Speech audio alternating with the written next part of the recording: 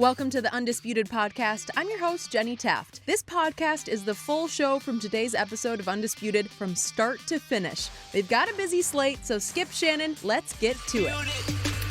Good morning. Welcome to Undisputed. I'm Jenny Taft with Skip Bayless and Shannon Sharpe. Good morning, guys. How are we doing? Good morning, Jenny. Good morning, Jenny. Oh, Wall Street Walter in today. Reported for duty.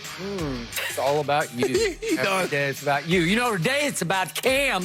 He was out here at UCLA. He finally got to throw to his new teammate, Mohamed Sanu. And he was probably thinking exactly what Brady thought last year.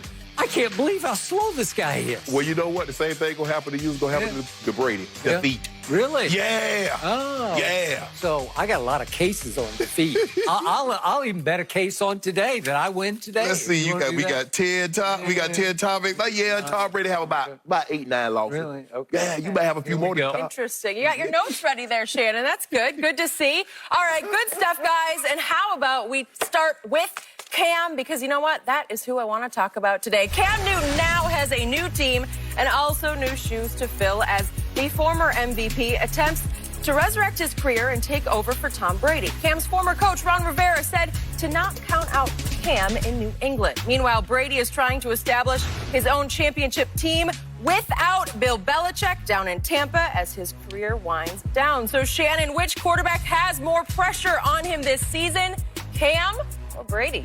Tom Brady. Skip, you before I go into Brady having the most pressure on him, do you ever think there's going to be a coach that says, you know what, I coached that guy, I think you should count him out? You think there's ever going to be a coach that's going to say that? Probably not. Totally agree. So he said, well, Ron Rivera said exactly what I thought he would say. Skip, I think it's Tom Brady, and I don't think it's Tom Brady. I know, as a matter of fact, it is Tom Brady. When you play 20 years, Skip, and you go to the Super Bowl 8 times, you win 6 of those. No, you go 9 times, you win, excuse me. You go 9 times, you win 6 of those.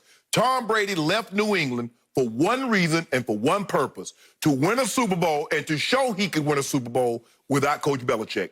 Because he got tired of hearing, and I'm sure Coach Belichick got tired of hearing, I'm most responsible. No, I'm most responsible. No, I'm most responsible. So you know what? How about we split up and let's see who can do it first? And Tom Brady went to a situation that he felt gave him the best opportunity. Because you and others have said, last year Coach Belichick hamstrung him. He basically tied one hand behind his back. He let the team get old. His receivers couldn't run. They couldn't separate. He traded a second-round pick for Mohamed Sanu. N'Keal Harry, the first-round pick, was hurt half the year. Yada, yada, yada. So Tom Brady says, let me navigate the landscape. Who needs a quarterback? Who has weapons that I can go fill in, and they will be better than they were? San Diego, I am a Cali kid. Nah, not San Diego. Tampa. Ooh, look at Godwin and look at Mike Evans, and they got Bruce Arians, BA as the head coach. They got 2 tight ends. You know, Gronk, I've been talking to Gronk for the last couple of months, and maybe Gronk can join me. So, Skip, there's no question about this. This is all about Tom Brady, because when you have the level of success that he's enjoyed, that's the only thing that matters. It's not about 11-5. It's not about 14-2. It's not about a division. All those things, considering Tampa hadn't been to the playoffs in an extremely long time. They haven't won the division in a very long time. That's not how Tom Brady is judged. All that 16 straight, 17 straight division titles, that means nothing. It's all about Super Bowls. It's all about Lombardis. So with that being said, Tom Brady has the most pressure. Cam just has to prove he can stay healthy for a couple of years, because that's been a long time since he's done that. Skip, there's no question that Tom Brady has the most pressure. As usual, I have no idea what you're talking about. You have really lost me on this one, because this isn't even close. To me, Cam has 10 times the pressure on him that Tom Brady has on him. And I'll explain why. Okay, please do. In fact, I'm happy for Cam, but I'm not sure whether to offer Cam congratulations or condolences, because he just got thrown into the pressure cooker that is trying to replace the 20-year GOAT in Foxborough, Massachusetts. And he's trying to do it while given only a 1-year deal on low pay, make good, show us, prove it to us, 1-year deal after he just spent 4 injury-plagued years, performance-plagued years in Carolina, and the Panthers just cut him. this is sink or swim for Cam Newton. You could even go so far as to say he is playing for his NFL life this year. He has so much to prove after the last 4 years, none of which he has been the Superman that he was in 2015, 5 years ago, as he lifted that team to 15-1 and into the Super Bowl. So let's step back. What are we looking at here? Tom Brady is 30-11 in the playoffs. Yeah. 30-11? Yeah. And he holds every postseason passing record imaginable, and it ain't even close. Cam Newton is 3-4 in the playoffs. I don't know if people have lost sight of that, but that's all he is 3-4 in the playoffs. And obviously, as you point out, Tom Brady has been to 9 Super Bowls, and he has won 6 of them with 6 game-winning drives. That's impossibly great. So Cam has been to 1 Super Bowl and only one, and he played, dare I say, poorly in that one. It was a defensive struggle. Peyton played even worse, but Cam did not play MVP caliber football in that 1 Super Bowl that he played in. And I could even throw back at you that in one of Tom Brady's 3 losses in Super Bowls, he set the all-time playoff passing record of 505 yards against the Philadelphia Eagles. So even in one of his losses, he was all-time great. And in one of his wins, he was all-time bad, that first one. So don't pretend like he was great. Stop it. Really? Yeah, don't do that, Skip. All-time bad? In the first one, he completed 5 out of 8 passes in the game-winning drive as a first-year starter in his first Super Bowl against the St. Louis Rams when John Madden's up in the TV booth saying, just shut it down. Take the ball out of the kid's hands. I just want to make sure I'm hearing you correctly. So that's how we judge quarterbacks now. If they have a stretch where they complete 5 passes, that's good. We're good there. It's the game-winning drive. It set up the game-winning field goal. And again, he went to 3rd down twice in his first Super Bowl and converted both of the 3rd downs. And so now I'm looking at a Tom Brady who, in the biggest picture, he got pushed out the back door by his coach. He didn't get cut. He just got pushed out the back door because his coach wants to prove to the world that he deserved the majority of the credit for those 9 Super Bowls and those 6 wins. So Tom Brady, now he didn't want to finish somewhere else. He was forced to. And what did he do? He shocked the NFL world by choosing to join a 7-9 team and a franchise that has the worst winning percentage of any franchise in any sport historically. Yeah. Worst overall. They are the Succaneers. And Brady said, oh, I think I'll go there. Nobody saw that coming. So, again, to me, it would be an all-time achievement if he lifts this 7-9 team into its first playoff berth in 13 years. That franchise has not been to the playoffs in 13 years. So to me, even if he finished, let's just say he goes 7-9 this year and says, I call it quits. I've had enough. I've hit the wall at age 43. Do you think that's going to tarnish his legacy? No, it won't tarnish it 1 ounce. Yeah, here's the thing. Let me ask you a question. Who has the better Super Bowl odds, the Patriots or the Buccaneers? Well, that's because of the greatness of Tom Brady. Thank you. You're making my point. So be careful how you answer these. Who has the better MVP odds, Cam Newton or Tom Brady? Well, I don't know. After yesterday, I think it might be Cam. No, you do. I mean, people are starting to make the case that they should be the favorite in the AFC now. Not the AFC East, the AFC. Who has the best weapons, Cam or Tom Brady? Well, that's laughable. You see what you did here. That's why the pressure is all on Cam. Skip, no, here's the thing. I didn't say Cam doesn't have any pressure. I'm saying he doesn't have the most pressure. That is Tom. Tom Brady is measured by one thing. Skip, when we go back and we talk about Michael Jordan, when we try to compare him to compare LeBron, and then we do this, what does everybody say? He's 6-0 because that is the only measuring stick. Now, because Tom Brady is in Tampa and he might not win the title, you try to say, well, he's already a made man. No. And I get it. Tampa does have the worst win percentage, but they're loaded with offensive talent. That's why he went there. So anybody that's thinking that Tom Brady went there because, he thought they would no. Tom Brady was not going anywhere. The same thing with Peyton Manning. Peyton Manning looked at the Broncos, and even though they won the division the previous year, they were 8-8, and they had not been good in a while. He looked at that and he saw Demaryius Thomas, Julius Thomas, Eric Decker, Sean Marino. Man, let me hurry up and get my butt there. That's the exact same thing, Skip Bayless. But and also with Peyton, there was immense pressure because he wanted to show he wasn't finished. A lot of people think the Colts said he was finished. Huh?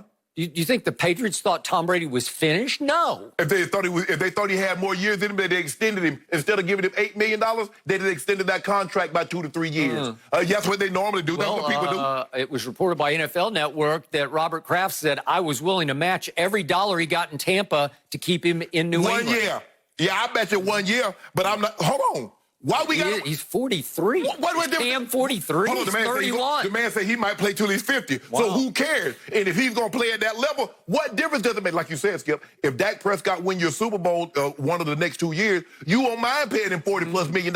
Well, Tom Brady got 6. So what's the problem? Pay the man $50 million for the next 4 years. If you believe that much in him, but Mr. Kraft didn't do that, did he? He said, Billy, that's what he called Coach Belichick. He said, Billy, what you want to do? Billy said, I want him up out of here because I can do this thing without him.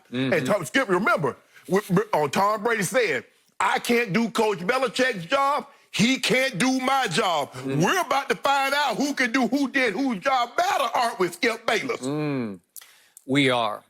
But again, when Michael Jordan went to Washington, did it tarnish his legacy? Not one smudge Not with you. Tarnish it. But No, not with anybody. Skip, here's the thing, though. Michael Jordan was not going to Washington to try to win a title. I think he was. Skip, that guy? Are you kidding me? Yeah. In the Eastern Conference, you better believe he was. He wasn't going nowhere. First of all, because he didn't have Phil Jackson, because we know what his resume is without Phil. We know what his resume is without Scottie Pippen. He had his hand-picked coach, Doug Collins, that he loved, who coached him before Phil coached him. And then, hold up. If I'm not mistaken, did Jerry Ryan Store fire Phil? Didn't Jerry Krause, didn't they fire him? Okay.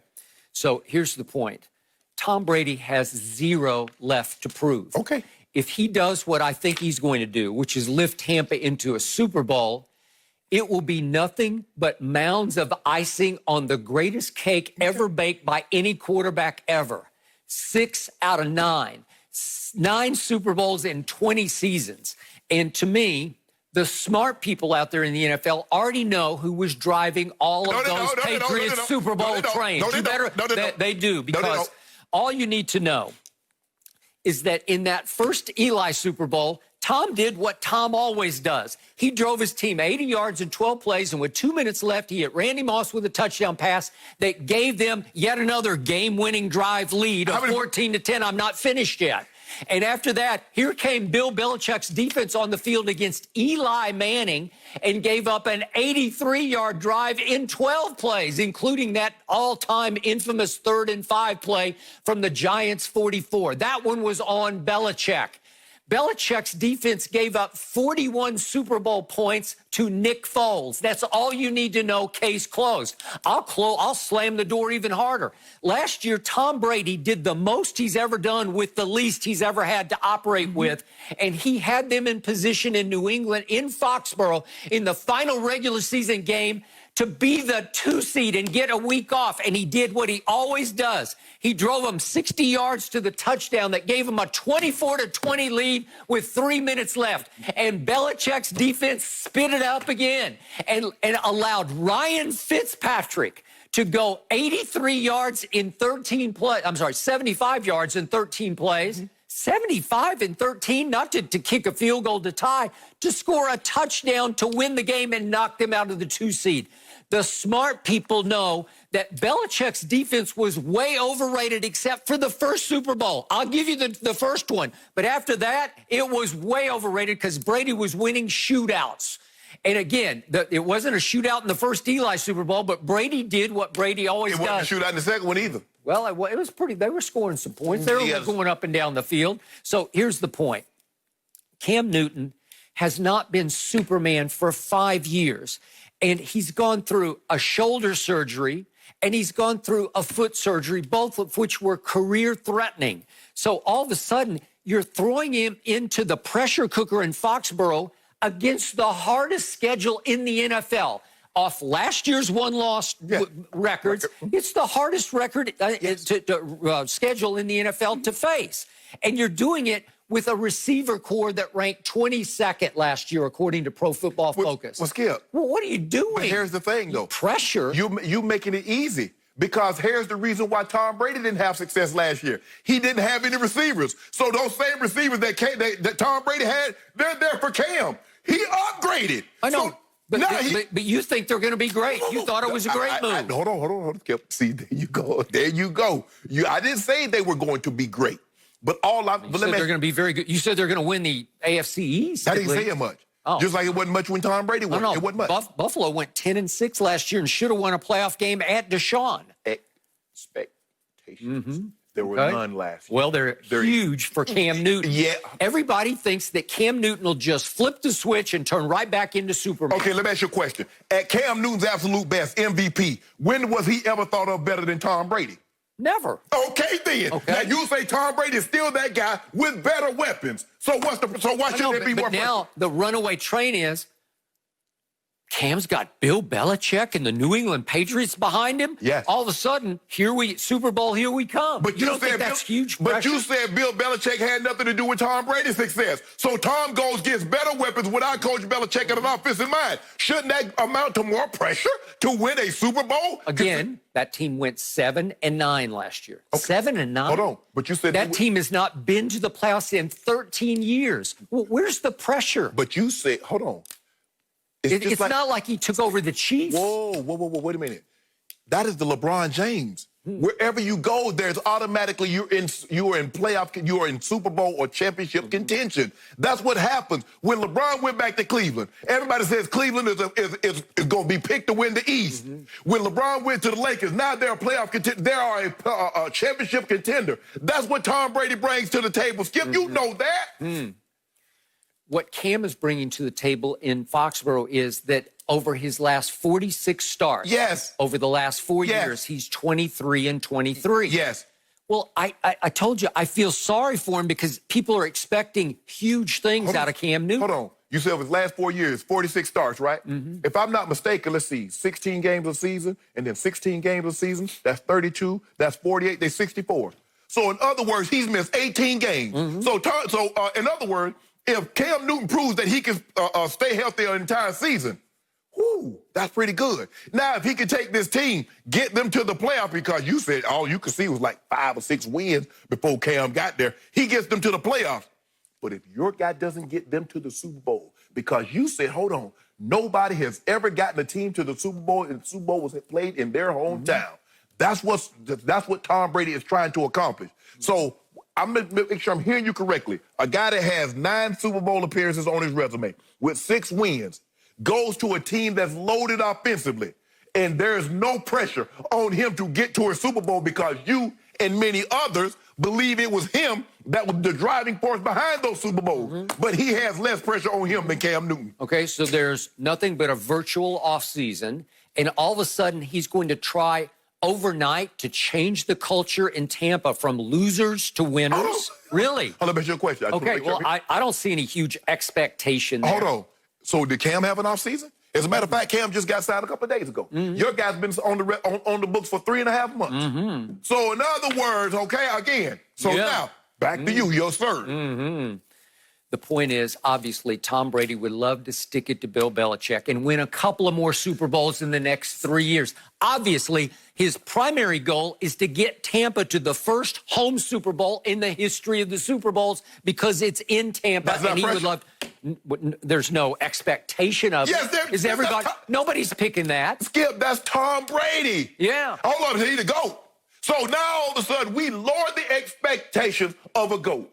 You've never done that for Mike. You've never done that. He's 43 years of age. Who's ever done it this long? Nobody. Skip, that's not. Nobody. Hold on. Shannon Sharpe, the Hall of Famer, is telling me he's washed up. No. How could there be any expectations? How could they be that much better than 7-9? Wait a minute. Jameis led the league in passing last year. Oh, yeah. Yeah, he had the most passing yards in the whole league. So that's Can Jameis. Tom be better than that? No, you can't be better than Best. That's what you said. Right. You said he could. He said if Jameis Winston threw that, Tom Brady's going to throw for 6,000 yards. Do you really think Tom Brady is not sleeping at night because he's feeling extreme pressure? He's not feeling any pressure. That's what. So he's the GOAT. Tom Brady. Okay, help me out. If Tom Brady goes 7-9 this year, will you say he's not the GOAT? Hold on. Go to what? GOAT of what? Of all of football. I'm saying the greatest football player ever. Will it tarnish his legacy? No, it won't. Hold on. If he does not get to and win a Super Bowl, we've had this discussion with Coach Walsh and Joe Montana. When Coach Walsh retired and Joe went and got another one, everybody said Joe was the driving force. Right now, we didn't know. Now they split up. We're about to find out who was the driving force behind this championship dynasty. Coach Belichick gets one. Tom Brady does not. What are you talking about? Did Joe go to Kansas City and get another one? No. No, he did not. But you hold that against him? No, you don't. You don't care. Skip, hold on. He got one without the guy. That's what Tom has to do. Now, if Coach Belichick would have retired, Josh McDaniels or someone else steps in and win one, well, it's Tom. We don't know, Skip. He went to Tampa. He could have had a couple of other places. Not as many as you think. That's neither here nor there. But he went to the place that had weapons, that he feels that, you know what, this is the most bang for my buck. The pressure on him is immense because the only thing Tom Brady is measured by is Super Bowls. And I will not let you lower that because it's probably not going to happen. No, Skip Bayless. So what are your expectations for Cam Newton next year? They're huge. They're going to win the division. Yeah. So Cam's going to step in against the hardest schedule with the 22nd ranked receiving core and flip that switch back to Superman and say, here I come. Watch this. Skip, without seeing them play a down, you got Tampa at 12-4, 13-3, winning the division. I believe in Tom Brady. Okay, I have, and I still... I saw no discernible drop-off last year, and you said you saw a big decline. And like you said, a lot of smart people saw it also. We're going to talk about a few of them that's coming up. I don't know any smart people except, quote-unquote, Bill Belichick, the all-time genius. That's the only guy who said, I see decline. Yeah, I saw it too. Yeah. I've been saying a lot. Skip, stop it. There are a lot of use Pro Football Focus, and a lot of these go next level and go triple, onion deep. Really? Yeah, and they saw it. They saw it, but the odds makers did not see it, right? Oh, so not all makers didn't see it. So what does that mean? Is that more pressure? Not on the GOAT. Oh, the GOAT is the GOAT. It is over. There is nothing he can do to tarnish. I guess if you said he went 0-16 this year, you'd say, I don't know, Tom. Let me ask you a question. Did Peyton Manning going to Denver, going to another Super Bowl, winning another Super Bowl, did that tarnish or enhance his legacy? His legacy wasn't very good to start with. When he left Indiana, wait, I'm going to call you on this one. Go look at his playoff record in Indiana, in Indianapolis. Go look what was happening. He never was measuring up to his regular season greatness. I kept saying on national TV, he is the greatest regular season quarterback ever, but he cannot back it up in the postseason until he went to Denver and he finished with a flourish. Oh, so in other words, he got, and all of a sudden, when Peyton Manning got what Tom Brady had for 15, 16 years, an outstanding defense, Tom couldn't beat him in the playoffs. Tom couldn't see him. Well, that was at his place. Is that what you're talking about? Hold on. We was in Indy. You remember when they was in Indy and Tom threw that pick to end the game after having a 21-3 lead and Peyton walked him down? You remember that, Skip? Yeah. Do you remember that Jim Irsay just flat out cut Peyton Manning? Just sent him right into the sunset. Said, you are washed up. You are damaged goods. Hold up. Coach Belichick did the same thing.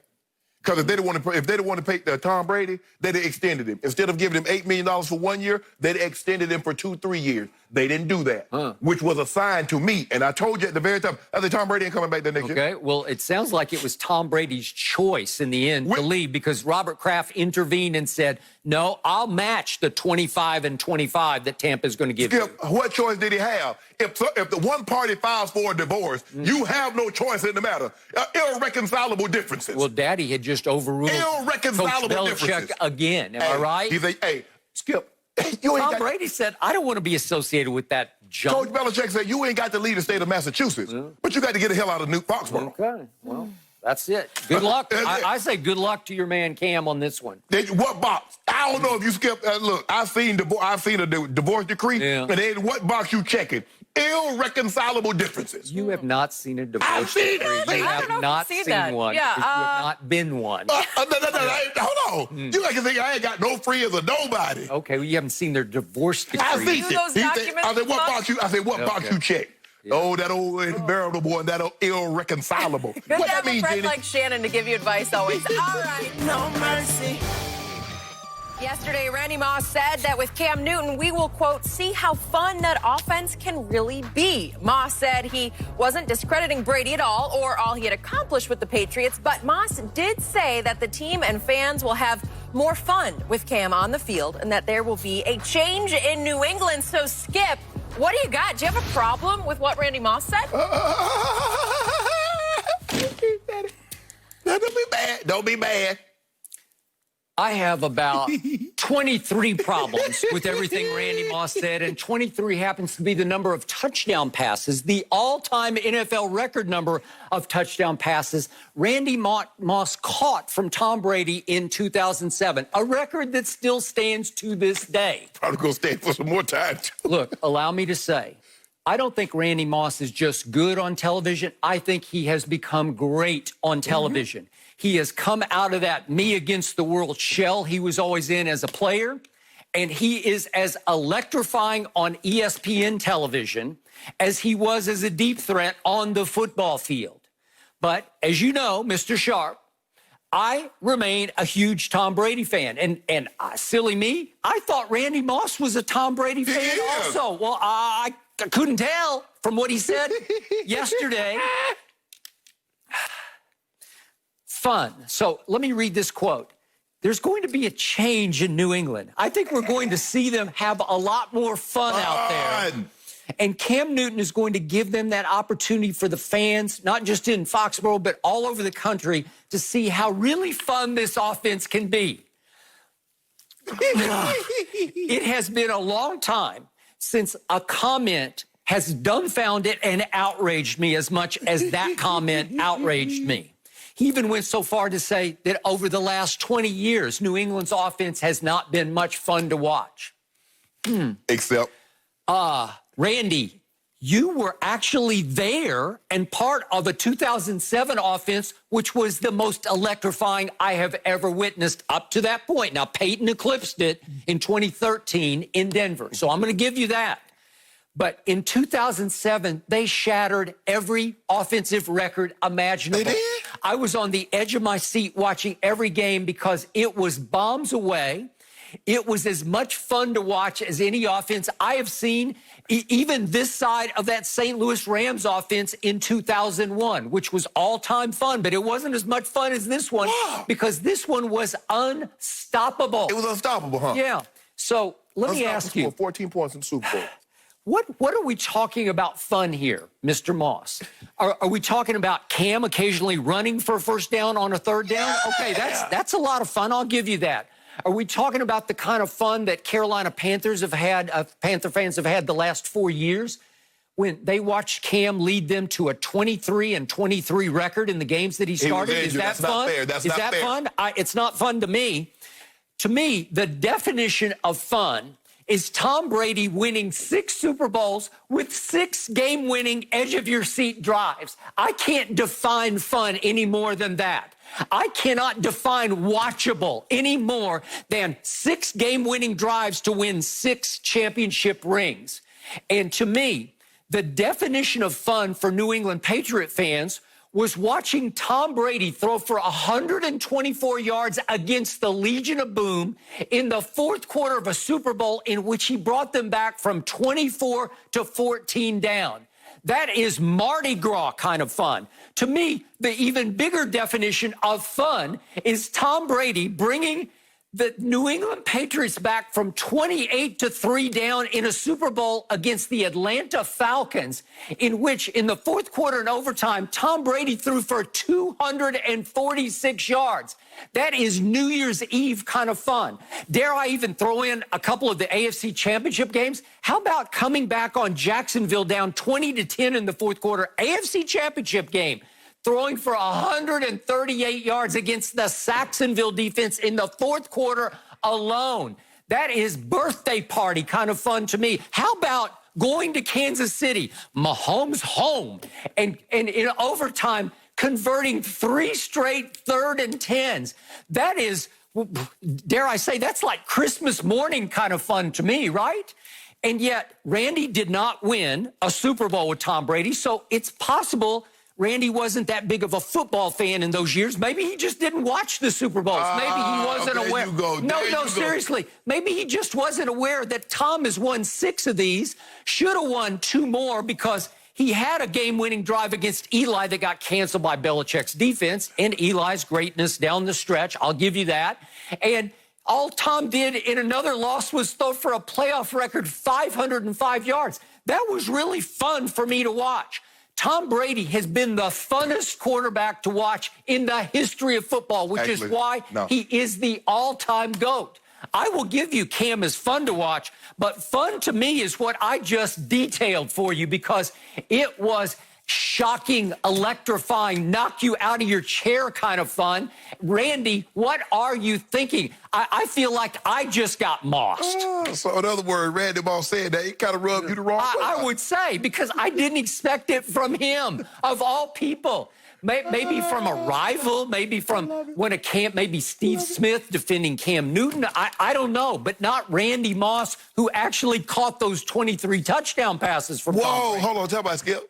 Just because he caught 23 touchdowns does not mean he can't offer analysis or critique of what the Patriots offense is going to give. I respect that, but I don't think even you could agree with it. Parts of it, but not all of it. I think the thing is, Skip, is that I think what makes Moss so good on television is that he will occasionally criticize former teams that he played with or former teammates that he played with. He has big opinions. So you have to be able to do that in order to be good, because all of you do is be harsh on other people while being vanilla on teams that you played with or organizations that you played at. People start to see that and it's like, okay, we see what you're doing here. Skip, the offense will look a lot different with Cam Newton as opposed to Tom Brady. We understand that because if we look at the 4 games that we saw, even when we go back to Matt Castle, the offense wasn't what it was with Tom. Tom is a pure drop-back passer.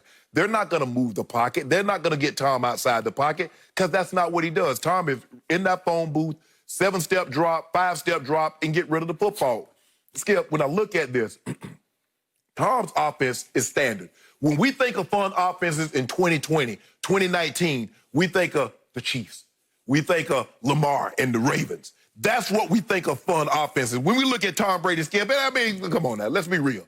They San Antonio. They blah. They win, but they blah. You know that, I know that. Well, Tom Brady ain't throwing no looks. 6 game-winning drives in the Super Bowl? You don't think that's electrifying? Skip. He's not throwing no looks. He's not hitting that X button spin like Lamar Jackson. That's not what Tom Brady is. Okay, fine, but he's an artist. He's a master of greatness. Like he creates masterpieces. I believe the offense will be flashier. It will have more big runs, big plays from Cam, but that doesn't make it better. So, and I agree with you on this point. Just because just because something is more fun, because it's flashier, doesn't mean it's better. You know, you could have, look, Tom Brady's a Mercedes. He's a big body. Hey, he's 550. You know, you get his Skip, you don't put nothing on it. And Cam Newton is a Ferrari. Now, which is more practical? At the end of the day, Skip, in this situation, just because Cam is flashier, just because the offense will look, maybe be funner, that remains to be seen. We're going to have to ask the guys that are there, is this more fun? Considering, Skip, last 5 years, they've gone to 3 Super Bowls, they won 2 of them. So you don't get to those Super Bowls. I don't know how many players on that team that was there going to say, man, this ain't no fun. We normally equate fun to winning, and nobody has done that better for a longer period of time than Tom Brady. But the exciting plays, Skip, the plays that we saw Mahomes make, or the plays that we see Lamar Jackson make, that's not what Tom was. So I'm not putting words into Randy's mouth. Randy played with him. And I agree with you. In 2007, that was as electric of an offense that we had ever seen. Now, it's funny that Skip said that was arguably the greatest offense of all time, and then yet they only scored 14 points. 14 points. Averaging 37, scored 14 points. But that's Coach Belichick's fault. But that's not the Well, who should have won the game? Eli. With 2 minutes left, who drove the team 80 yards for a touchdown? I can't believe you only had... Tom Brady Hold did. up. I can't believe that with only 2 minutes left, you only had 7 points. With the GOAT, a unanimous MVP quarterback, a wide receiver that just... With 2 minutes left, you had 14 points. It was 14-10 New England. 14? Tom Brady. Yeah. Hold on. The guy that said yesterday had just went on a drive in Buffalo with 7 for 7, touchdown, 4.5. Ooh, 7 straight possessions. Yep. 7 straight touchdowns. And he could only get... 4 of those went to Randy Moss. Did Randy forget that? Maybe he had a concussion that year. I don't know. He could only get 14 against little old Eli. Oh, my goodness. Was that enough? No. Yep, it was. They lost 17-14. How is that enough? You can't stop Eli from going 83 yards in 12 plays. And you Seriously? remember 83 and 12? When Plaxico said we're gonna win this game, they're gonna score 17 points. You remember Tom Brady scoffed. He did. Oh, we're only gonna get 17. And what happened? They did it one better. Well, they were 18-0 at that point. Yeah. I don't know. I don't know about no 18-0. All I know about is 18-1. I don't know nothing about 18-1. So, you know what this is like? This reminds me of when Michael Jordan walked out the door after 1998. Let's just say the Bulls had gone somehow and acquired Allen Iverson. And then they tried to sell their fandom on, guess what? We're going to be so much more exciting to watch with Allen Iverson. No, seriously, because I'm going to remind you, Jordan's last game, remember this? Yeah. Hold the pose, right? At Utah, Game 6. Right.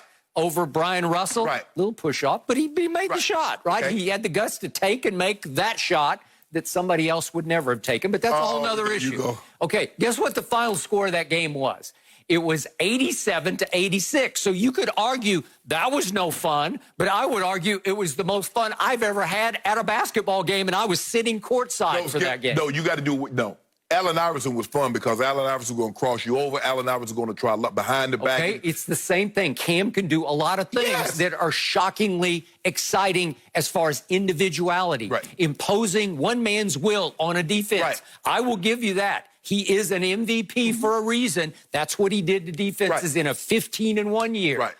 Okay, can you flip that switch and take it right back up to that? We're going to find out. We don't know. We're going to find out. But, Skip, I think the thing is that Cam and Tom Brady are so different quarterbacks from one another. It's not like, Drew Brees, Peyton, Tom. They're kind of all the same. Drop-back quarterbacks want to get the ball out of their hand. Skip, they're not going to, pump fake you and make you miss and then all of a sudden throw a no-look. That's not what they are. If you look at it, probably Lamar with his creativity and Mahomes with his creativity, they're kind of more similar. Although, obviously, Lamar has better legs than Pat Mahomes, although you couldn't tell from that playoff game against Tennessee. We got that. Oh, we don't get that. Are you talking about the 6-flat 40 that he ran? He outrun Tom. He outrun Tom. I don't know if he could now. Yeah, man, I'm not sure he could. It looks like he weighs about 260. I don't care if he weighs 360. He could outrun Tom Brady. I'm not sure about that. Tom is sleek right now. Think about this, Skip. Tom Brady ran a 5.2 or 5.3 40 at 22 with everything on the line trying to get into the league. He had not yet discovered pliability. He had not discovered those bands he runs against on the beach. He has increased his speed. The only thing is Tom Brady is more flexible. He's just as slow, just more flexible. Skip, I don't care how much you stretch a turtle legs. He's slow. And that's what Tom Brady is, a turtle. He can run a 4.9 now. Yeah. I bet you Tom Brady couldn't run no 4.9. He ain't cracking 5. Well, I don't know. That's Skip, he not. But look, I agree with you to a certain extent. But see, the question is, Skip, what is the definition of fun? Is it winning? Is it spectacular plays? Is it Cam all of a sudden getting trapped in the backfield and coming out of there getting 25 yards like he did against the Patriots when they were playing him in Carolina, Skip? They had him dead to right. He shakes like 6, 7 people and scrambles and gets 25 yards. But at the end of the day, it still comes down to winning. Football games, yeah, you want to have fun. Skip, I can promise you, we would not be talking about the no-look had Mahomes not won. We wouldn't be talking about that great run like we do had they not won that game. So if you get those fun plays and you win, now we're going to talk about these things forever because we talking about my homeboy and that 20. How long was that touchdown? Like 40? Probably about 40 yards. It took about 40 minutes. No, it doesn't. No mercy. Former Patriots exec Mike Lombardi said that Cam Newton is what makes the Patriots good enough to dethrone Patrick Mahomes and the Chiefs. Cam's ability to convert third downs as a playmaker is one reason. And another reason is that with the departure of Brady, the offense is no longer, quote, limited.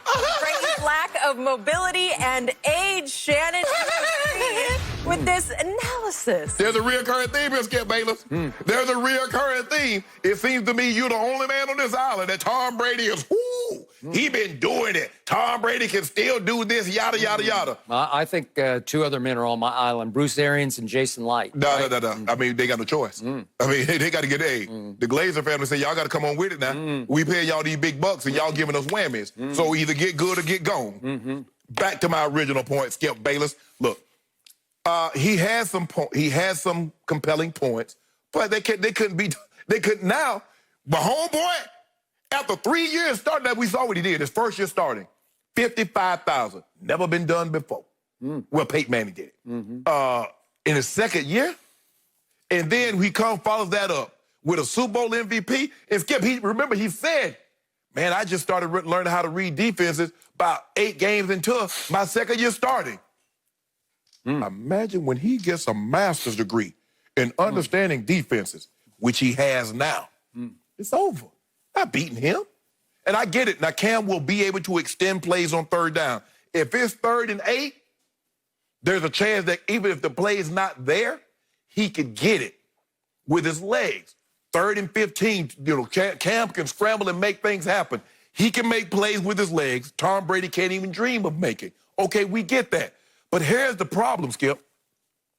Because Cam's feet, accuracy is tied to feet. Cam doesn't have the best feet because a lot of times he throws off his back foot. That's true. The ball will sail. Sometimes it dips on it. So here's the thing with Tom. What Tom was, although Tom can get you first down with his feet, his receivers didn't create a whole lot of separation. Yep. But when they did, he would complete the pass. So let's just say all of a sudden, it's very few times they can create separation. It's on third down. The time that they do win, Cam overshoots him. You got to come out the field. You see, and so I think it's a plus and a minus.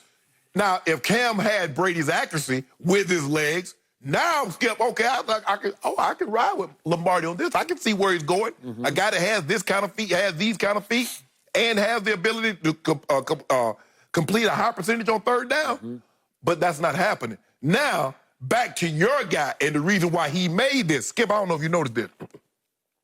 On third down over the last 2 years, there have been 45 qualifying quarterbacks. Tom Brady was 32nd on yards per attempt. Is that good? 32 out of 45. Don't answer that just yet. On completion percentage. Now, Tom Brady is accurate. I'm talking about he's pinpoint. He's Andy Oakley accurate. Jenny, that's what they tell me. Of 45 qualifying quarterbacks on completion percentage on third down over the last 2 years, Skip like to use the term sample size. 2 years is a large sample size, right, Skip? He was 35th out of 45 qualifying quarterbacks. So you could understand why Lombardi will say that, that Cam will bring something that Tom Brady wasn't. You understand now, right, Skip? 45. Is it my turn? No, just yet. I just want to re-emphasize. Yep. Out of 45 qualifying quarterbacks, Tom Brady was 32nd in yards per attempt and 35th in completion percentage. Is that good? My turn? Yeah, your turn. Oh, good. Thank you very much. First, allow me to put Michael Lombardi in some perspective. Michael Lombardi knows football. Yeah. I will give you that. But Michael Lombardi spent 2014 to 2016 as Bill Belichick's right-hand man in the front office of the New England Patriots. Right, yeah. Michael loves Bill Belichick. He's close with Bill Belichick. He's obviously rooting for Bill Belichick to show the world that he was the driving force of the Super Bowl teams and that he deserves the most credit for those 6 Super Bowl championships and 9 appearances, right? So, obviously, Michael Lombardi believes that signing Cam Newton was a genius move by Bill Belichick to wait everybody out until you got him on the cheap. You got him for 1 year at, what is it, a max of $7.5 million. Yeah. And it may be it may turn out to be a genius move, but Michael is presupposing in everything that he wrote in The Athletic that Cam will flip that switch and immediately turn back into Superman Cam, 2015 MVP Cam. And if he does, Belichick will look like a genius once again. Correct. It is possible that Cam will walk into Foxborough and say, I don't need a locker room. I just need a phone booth. Just show me a phone booth because that's where I'm going to get dressed for games because I'm going to be doing this He's going to do a lot of that. He's going to be Clark Kenting the NFL. Yeah. Superman, It's right? going to be cold up there, so he's going to be pulling that overcoat. That's an overcoat he's going to be opening up. He may be. But here's my problem. Just for the record, I get all the, by the way, all the third down stats that Michael used, they're from Cam's 9 years in Carolina. Some of them are from the last 4, but a bulk of those third down conversions came in the first 5 years in Carolina, including the MVP year in 2015. Right. But Cam has been extraordinary on third down. 61 of his 182 touchdown passes came on third down, the most in any down. That is all-time. His rush yards, 1,696 of them came on third down. That's the most of any down for rushes for Cam, rushing yards for Cam. Okay, I give you that. But that's a 9-year sample size as opposed to the last 4. Right. So you threw a stat at me about Brady. You threw several stats. How about this one? Over the last 4 years on third down, Cam completed 53% of his passes on third down. Over the last 4 injury-plagued, performance-plagued years in Carolina. Correct. 53% was his completion rate on third down. Okay. That ranked 46th of qualified quarterbacks over that 4-year period. That's not very good. Now he goes to New England. And again, limitations. Again, the point from Michael Lombardi, and trust me, you know where it came from. Where it came from? It came straight from the horse's mouth. No, it didn't. Or the horse's something mouth. It came from Bill Belichick, who is telling Michael Lombardi, hey, if Tom was coming back, we were going to change a lot of things because of his limitations at age 43. Okay, the Buccaneers, according to Rick Stroud, who has covered the Buccaneers for years, he's an all-time great reporter in the Tampa Bay market.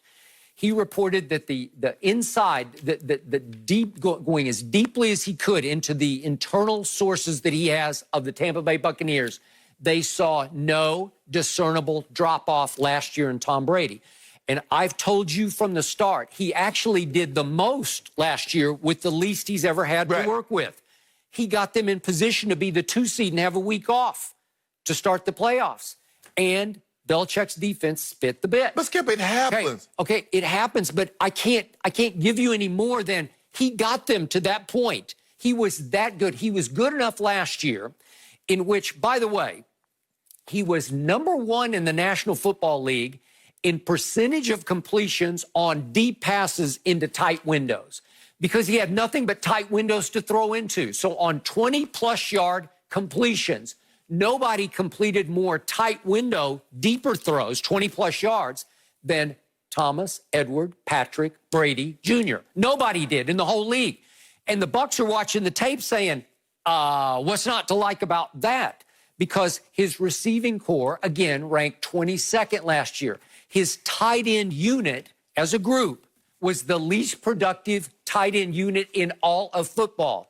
His offensive line pass blocking by Pro Football Focus ranked 14th, which is not terrible, but it's middle of the pack. Right. So don't tell me that's going to be great for Cam, as Michael Lombardi suggested it would be. He's going to have solid protection.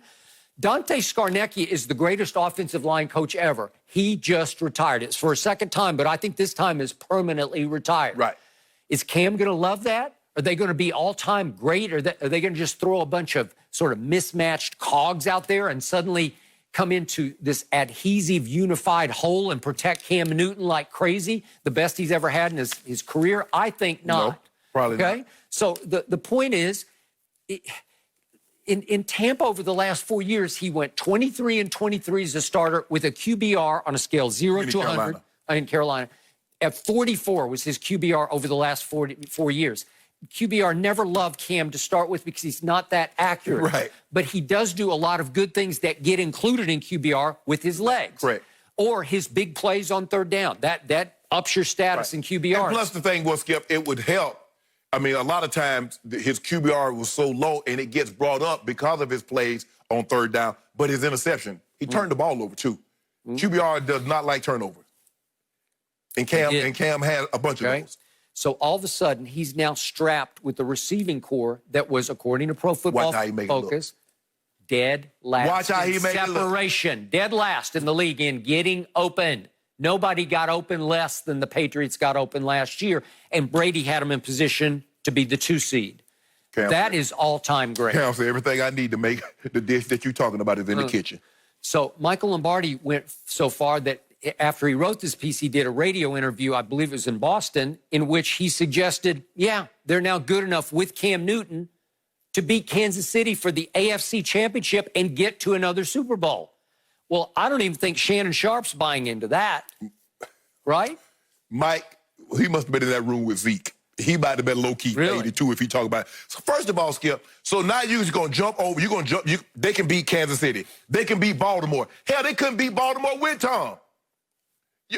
So I guess they what do they expect like Lamar to take a step back? Do they expect Mahomes to come back to the field?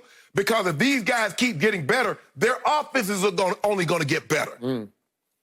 Hold on. I believe if Cam is Cam, New England will be in the pack.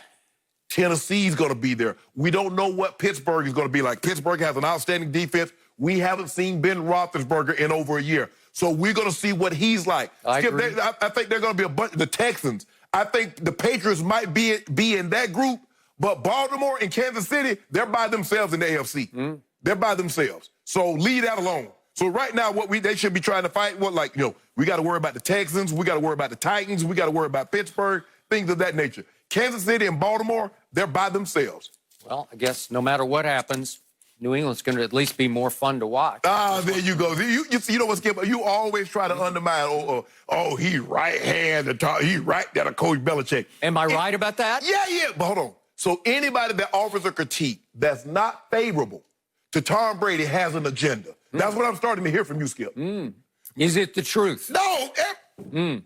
This is called truth-telling. No, it's not truth-telling. Randy Moss offered critique. Randy, how you going to do that? He threw you 23 touchdowns.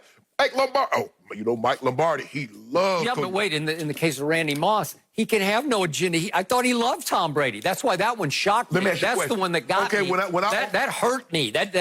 That's like a below-the-belt blow. What are you doing? If you don't mind me asking, when I offer a critique, an honest assessment of Tom Brady's play, what am I doing? Well, let's change the name to LeBron James. What are you doing? You're one of the 4 horsemen, right? You're in the inner circle. 5 horsemen? Okay. No mercy. Draymond Green picked the Lakers to win it all over the Clippers and the Bucs when the season restarts. The reason? Simply LeBron. Draymond called LeBron the most disciplined player we've ever seen in the NBA, and he can adjust to anything, including the NBA going into the Orlando bubble to finish the season. So, Shannon, I gotta ask, do you agree? 1,000%. You didn't say that with much conviction. 1,000. Because I think the thing is, Skip, what you're failing to realize is that you're going to have to reshift. But I'm afraid to tell. I got bad news for you and the rest of the NBA. LeBron James was playing out of his mind, and he never shifted that. Even when this pandemic hit and we had to shut it down, he didn't decompress. How do you know that? Don't worry about all this. Don't you worry about a thing. Don't you worry about a. You know that song? Don't sing it. It's coming. He coming with force and discipline. Requires you to do your absolute best when no one else is watching. Them ice baths, that training. Riding that bicycle. Yeah. Riding it all over West Hollywood. Climber. Daredevil. All that. Out in the streets of West Hollywood. Skip, to go into this bubble, you're going to have to go into an unfamiliar environment. And you're going to have to, the thing that's, Skip, when I used to train, I used to get to a place that's uncomfortable. And I would pull up a chair and I would sit there for about an hour and a half.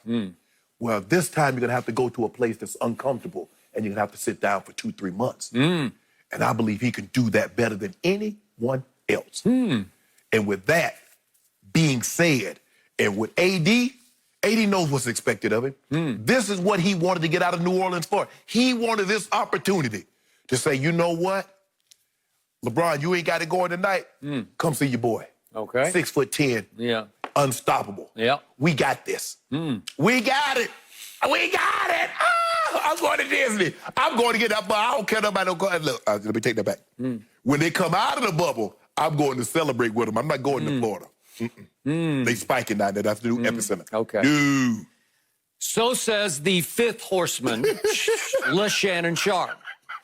And so says the sixth horseman, Draymond Green. Yeah. He's the sixth horseman. So I want to remind everybody, here we go again. Can I take you back for just a moment? No, you can't. To game number 4 of the 2016 finals. There you go. Fourth quarter. Draymond Green actually audibly, out loud, so loud you could hear it all the way into the third or fourth row where Kiki Vandeweghe was sitting, the director of punishment for the NBA. Draymond called LeBron James the B word. You're nothing but a B. A boss.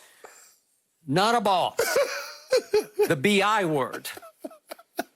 And then Draymond proceeded to go up court and get entangled with said LeBron and kicked him right in the crotch.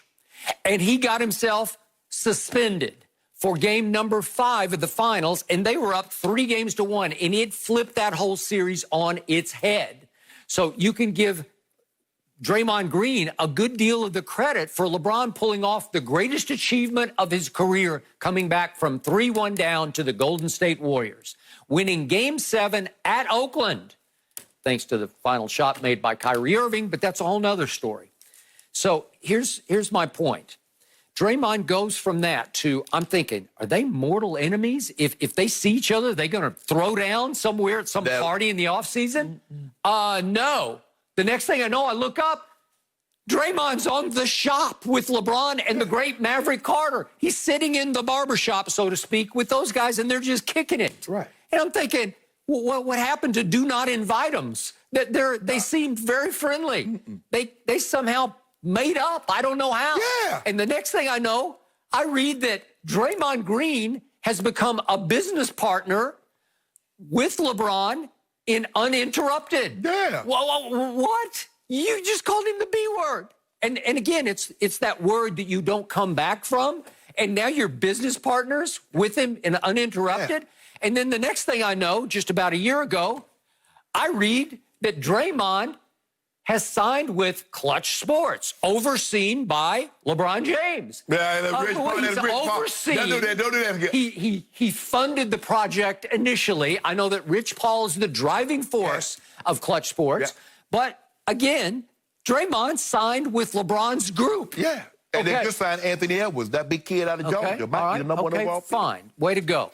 My point is, it's starting to sound like Draymond Green has become the assistant PR director to Kendrick Perkins, who is the PR director for LeBron James, right?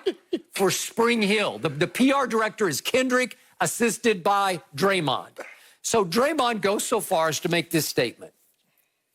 I believe that LeBron James is the most disciplined player we have ever seen in the history of the NBA. The most disciplined ever, and it's going to take that kind of a guy going into that. He said that will matter going into the bubble in Orlando. Most disciplined player ever. So I'm going to ask you, how do we define discipline?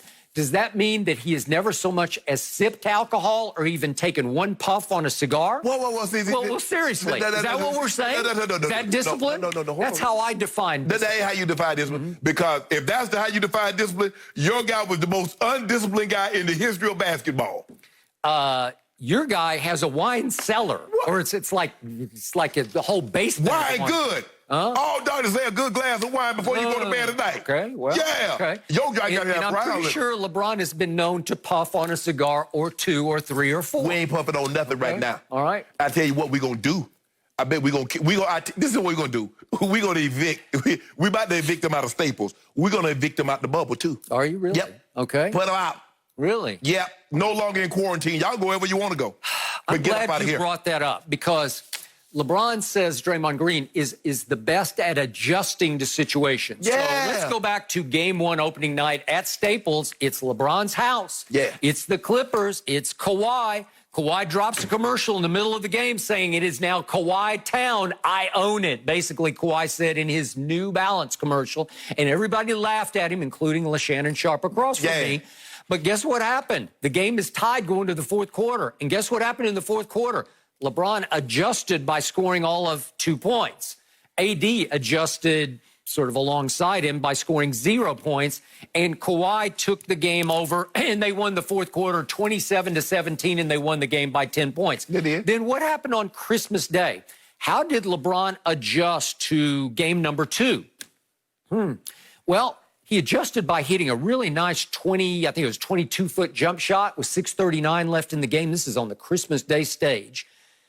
And that put the Lakers up 7 with 6:39 left. And what did LeBron do from that point on? He went 0 for 3. He made 1 free throw out of 2. So he scored 1 point down the stretch, while Kawhi Leonard scored 9 of his 11 fourth-quarter points in the final 6:39, and they took the game over. They won. Did LeBron adjust to being defended by Patrick Beverley at the end of that game? Just seconds left. He had a 3-point attempt to tie the game, if we could see that. We don't need to Wait.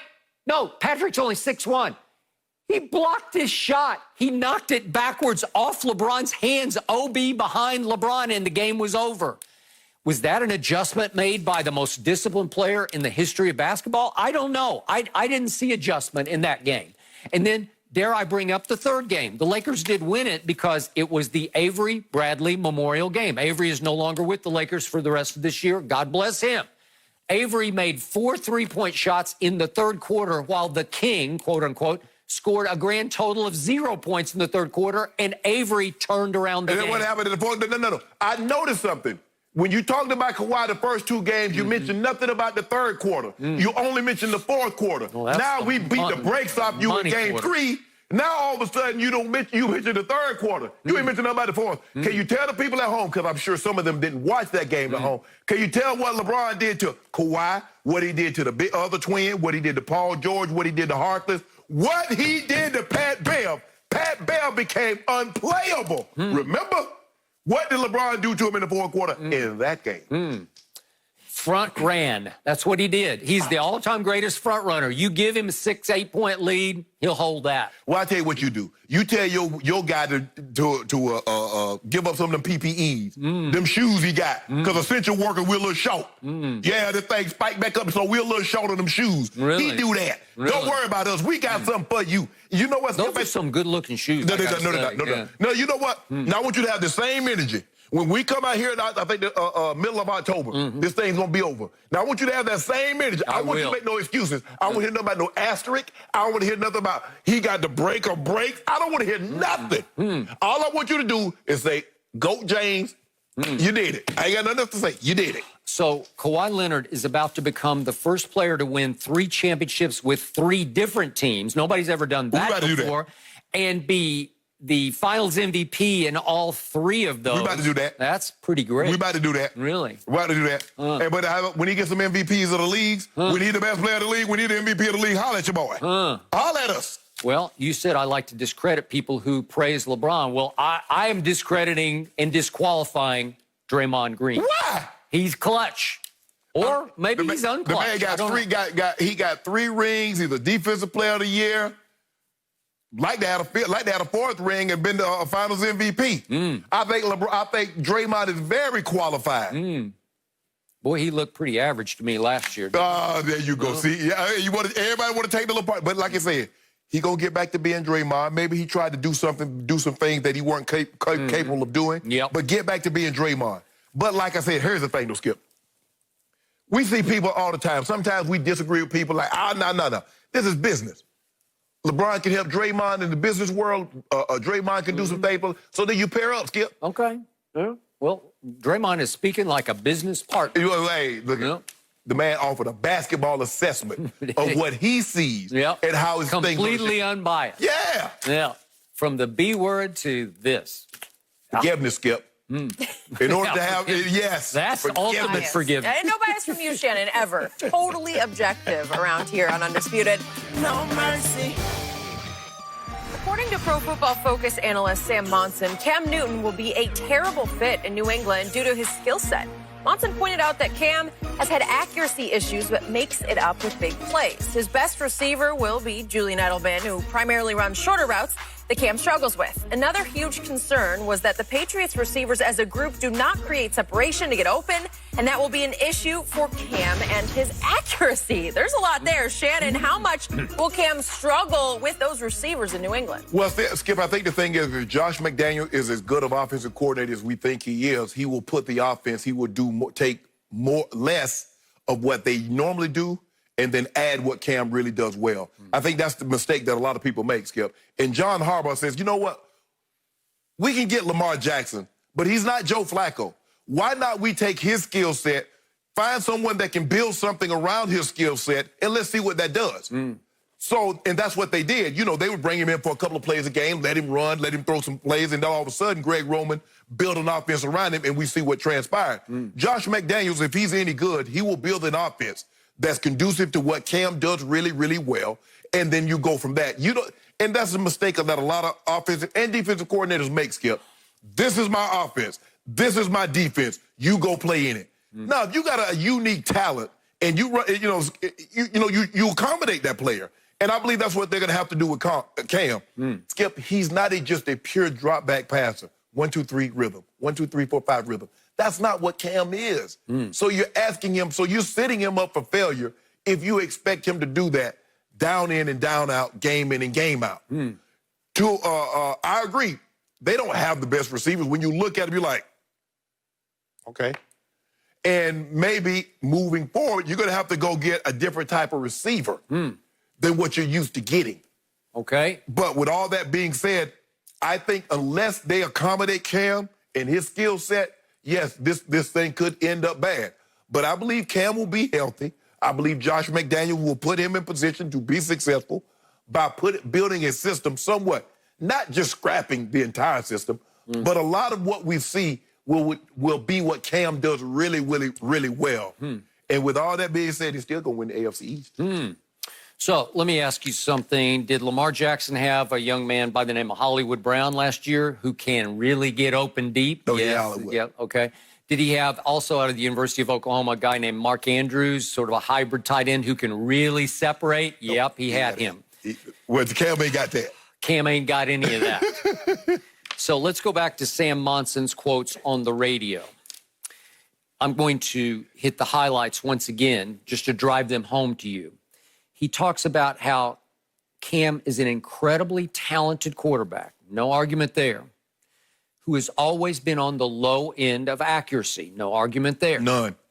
He misses too many passes, says Monson, particularly the routine underneath stuff. The stuff that Brady always completed in his sleep is where Cam always had the most trouble. But he could make up for it by making big plays downfield. Well, that is true. But you have to have people who can get deep, get open, who can get downfield. Okay, so Monson points out that they went through some different groups of receivers for Cams. They tried this guy, they tried that guy, and they finally said, let's go big. Let's go 6'5" Kelvin Benjamin. And the point was, said Monson, receivers that Cam couldn't possibly overthrow. But the problem with the 6'5" guys is they can't get open. Right. They can't separate. Right.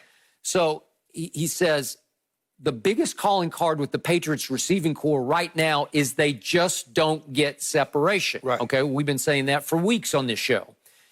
Best target last year was Julian Edelman. What does he do the best? He gets open underneath from the slot. And that's where, says Sam Monson, Cam Newton is the least efficient, is throwing the little balls to the underneath receivers. What Julian Edelman does really well is not a great mesh with what Cam Newton does. Okay, I will give you that. I will also point out that Julian Edelman is now 34 years of age. He might have hit the physical wall because he is a high-contact, underneath possession type receiver who had 3 different injuries last year. He had off-season shoulder surgery, and he led the league last year in drops, okay? We talked all year about Mohamed Sanu. They gave a second-rounder to Atlanta at the trade deadline for Sanu because they had lost Antonio Brown. Okay, nice try, but Hall of Famer Shannon Sharpe tells me, bust. Looks like he's running with a piano on his back. He's lost whatever burst he had in Atlanta. Or a tuba, but it's something, he had something holding it back. A tuba on his back, says the Hall of Famer. Which brings me to a guy I loved in college at Arizona State, N'Keal Harry, who missed the first 9 games with injury. And then he played 8 games, including the Tennessee playoff game, and he caught a grand total of 14 balls in 8 games. It's not good enough. I didn't see difference maker. I didn't see first-round pick that I thought would step right onto the field and have instant rapport. Skip, it was his rookie year. Okay, He was right. hurt. Okay. I mean, if you go back and look at Jerry Rice, people thought Jerry Rice was a bust his rookie year. I'm not saying N'Keal Harry's going to be Jerry Rice, but come on, Skip. Everybody can't come out the box like Randy Moss. You want everybody to, he going to do, no. Okay. So Belichick goes out and he snags Damiere Byrd in free agency. Damiere Byrd, once upon a time, ran 4.28 at his pro day at South Carolina. Yeah. He also went undrafted in that 2014 draft. Why would that be?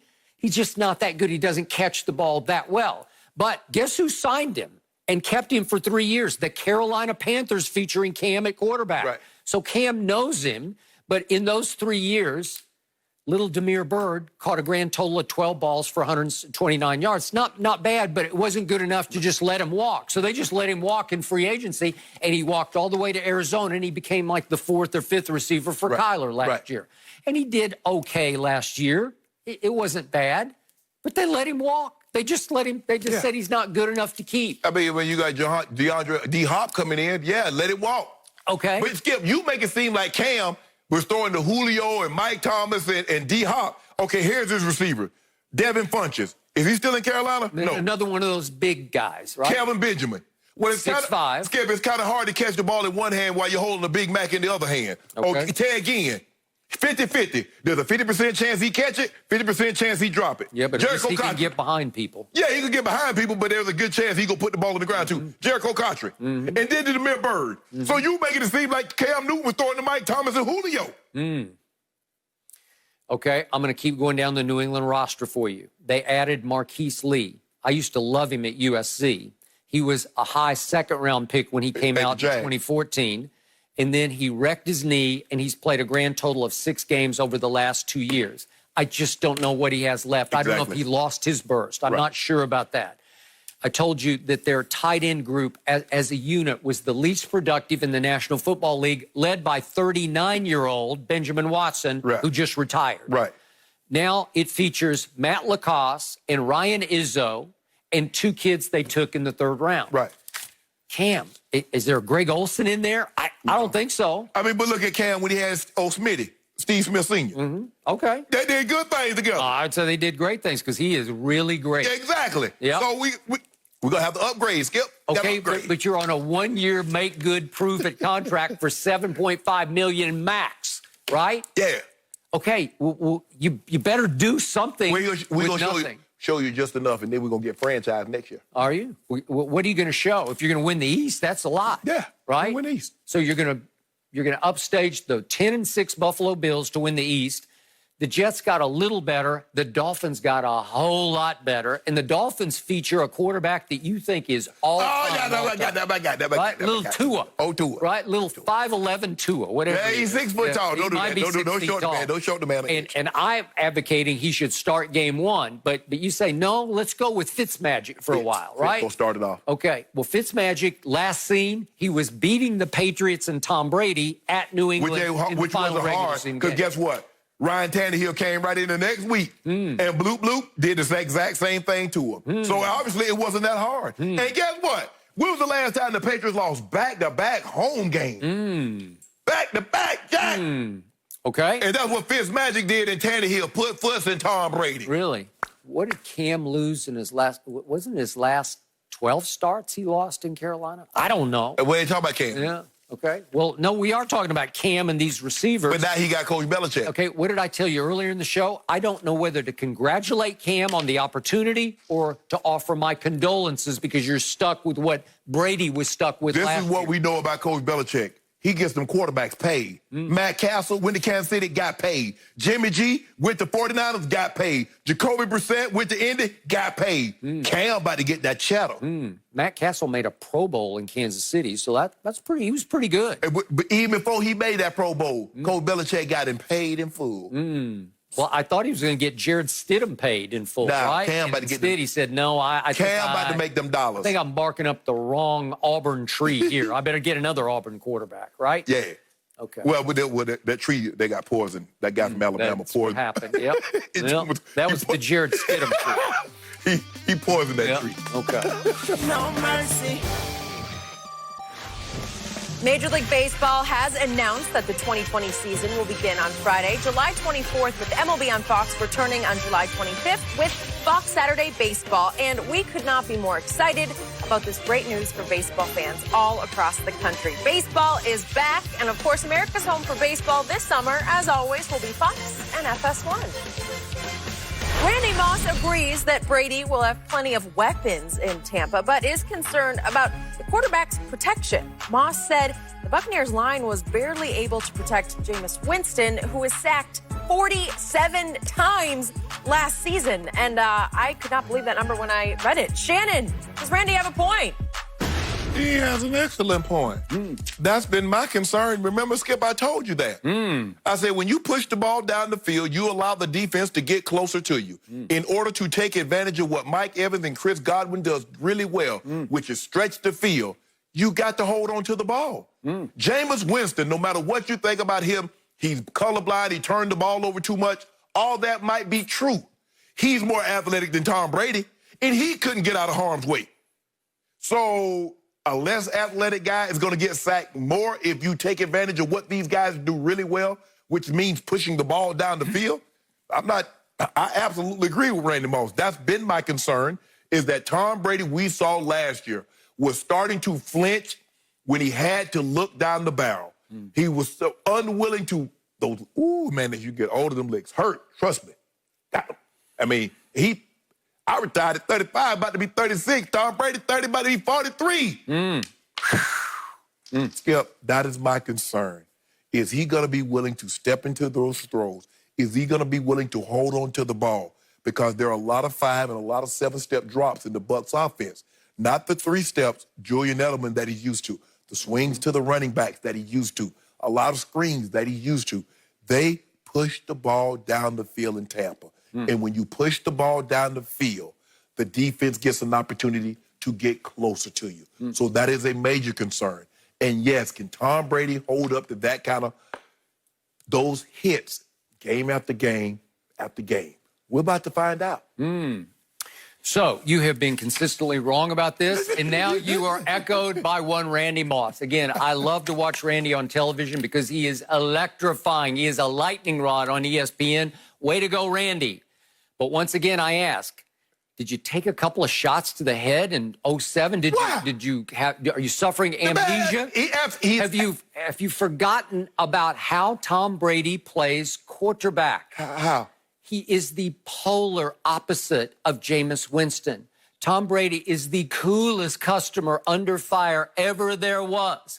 No quarterback in the history of this game can speed read a defense and get rid of the ball faster and more accurately than Tom Brady. Oh, there's nothing like this guy. This guy is the GOAT for a reason.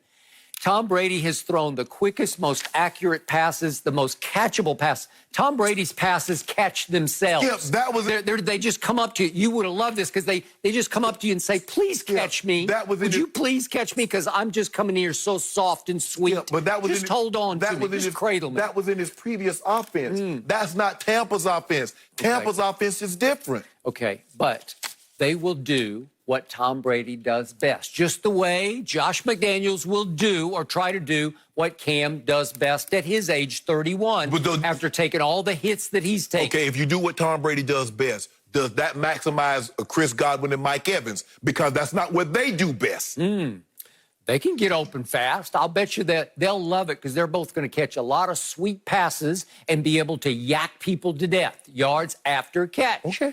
All right. So here's the point. Do you remember that playoff game just 2 years ago? I think you picked the visiting team to win that game up in Foxborough, the Chargers, the playoff game. Do you remember what Joey Bosa was yelling at Tom Brady? Quit throwing the ball so fast. Do you remember that? Right. Because it's just gone. It's gone. It's gone. He finds consistently the most open receiver and hits him right in the hands with it before you can touch him. Okay. So let's look at what Jameis has done. He became notorious in that offense for holding the ball, trying to throw bomb touchdown passes. Again, you are correct. That's what Bruce Arians' DNA is. Yes. He loves to throw it down the field. Just throw it and hope sometimes, because if you hit one of those, it can psychologically destroy a defense. Right. It's worth it to go ahead. It's like dunking on somebody in a big game on the road. If you hit one of those bombs, it just shocked. No risk it, no biscuit. Okay, that's what he says. I don't think that's his motto, but that's his motto. That's old. That's old school football. So the point is, Jameis threw 35 touchdown passes last year, which was really good because Lamar won the MVP with 37. So it was 37-35. But what happened along the trail? Jameis turned it over 35 times. No, he 30 interceptions. Wait, 35. Yeah, 30. But I'm talking about 35 total with the 5 lost fumbles. Yes. That is 12 more than the next quarterback on the turnover list. 12 more? That is 26 more times than Brady turned it over behind a mediocre offensive line in New England last year. Yeah. 26 more turnovers? Well, Are you kidding me? Hold up, you make it seem like Tampa had the Cowboys, the Indy offensive line. They weren't very good. Glad you brought that up. Yeah. Pro Football Focus ranked Tampa Bay's pass blocking last year 10th best in the league. Yeah, okay. 10th best? That's pretty great. And guess who they stole in the draft? In the first round, they traded up from 14 to 13 to take Tristan Wirfs out of Iowa. Yeah. A lot of people thought he was the best of the 4 stud tackles that went early in that round. They got Tristan Wirfs, and they'll plug him right in as a starter at right tackle, and they're already ranked 10th best offensive pass blocking line to start with. I think Tom's going to be just fine behind that line, right? We're going to find out. So Jameis, as Jenny pointed out, got sacked 47 times. 47. And Tom got sacked last year, high for him, 27, but 20 fewer times he got sacked in New England. And he had lost his starting center, David Andrews, for the whole year. And they were patchwork, mismatch, mix and match, just, And Jameis threw for 1,000 more yards than Tom Brady. Okay. Because they were bombs away. Exactly. Okay. So when you, Skip, there's not a whole lot of plays in the playbook that call for 3-step go routes. Now, we had that in the playbook, but there's only one route. That's only one play. There's not a whole lot of those. And in that playbook in Tampa, a lot of stuff deep. Okay. Deep comeback, deep overs, post, goes. You know and I know there are going to be crucial turning points during a game when Tom Brady will duck his head into the huddle and say, I need you to give me one more second this time, and call the go. And maybe they keep somebody in to block. Maybe they keep a tight end in to block. Maybe it's, I don't know, O.J. Howard stays in to block. Maybe it's Gronk, who has been in his past one of the best tight end blockers ever, as opposed to the man across the table from me, but that's a whole nother issue. I got a 2,000-yard rush on my resume. Do you? Yeah. He was always running opposite of you, it seemed like. Well, I was on the field. You were on the field. I will give you that much. But all of a sudden, Tom Brady, I've been telling you and touting you on this, he's got little Scotty Miller in the slot, his new Amendola / Edelman. You watch. He is a little speed demon in short distances. And here he's going to go, 7th-round draft choice out of Bowling Green. Just watch him get open, bing, bing, bing, bing, bing. And all of a sudden, you got 2 Pro Bowlers on the outside, and you got Gronk, the GOAT of tight ends, and you got O.J. Howard, who's still underutilized, but watch Tom Brady use him on little quick pop passes that he'll take for 20 or 30 more yards, as he did at Bama. We saw him in the title game. What did he do? I'll hit you with this one, and he's off to the races because he can fly. He can run 4.5. Cameron Brake can get open underneath. You are loaded with weapons. He will get rid of the ball quickly, and every once in a while, if you give him that extra second or 2, bombs away. But the guy that's pulling the trigger is a little shaky, Skip. He don't have the same. He don't have the same taste. He don't have the same taste for that blood, Skip. Yeah, I'm telling you. Warren Moon's. Hold on. Did Warren Moon say something like this? Say Tom Brady's starting to flinch? Yep. Warren Moon. Oh, Warren played to the ripe old age like 44. Went to the Pro Bowl, I think, at like 40, 41. So he knows. I will give you, Tom Brady has what's called a self-protective mechanism in his brain. Yeah. Don't risk that, or you might risk the injury. Yeah, we call that dying goat. He see the grub. Dying goat? Yeah, he fainted that fainting goat. You remember them goats that just faint? How many times last year were you saying, God, he's got a new way to play the game. It's not fair. He just gets rid of the ball. Now, I want to get rid of the ball. I love watching my homeboy. How many Hall of Famers are jealous of Tom Brady, resentful that he is able to play for a duration unimagined by all the other Hall of Famers before him? Skip, the rules have made it conducive, have made it easier for guys to play, especially at that position, to play longer. Skip, you know and I know, had Tom Brady came up in the 70s, came up in the 80s, the likelihood of him playing for that extended period of time was not very good. They've made it conducive now. They don't allow you to attack the quarterback like they once did. But I don't believe Elway and Marino and all these Montana, those guys are jealous. Maybe the money that they're making because Tom Brady, I mean, those guys made, I remember when John was the highest paid at $5 million. $5 million, they laugh at you now. Can you imagine paying, who is that? Cam and Jameis. What you call them making $5 million a year? Chase Daniel. That's what John made in his best year. Okay. And you got Chase Daniel who started 4 games in about to be 10, 11 years. Okay.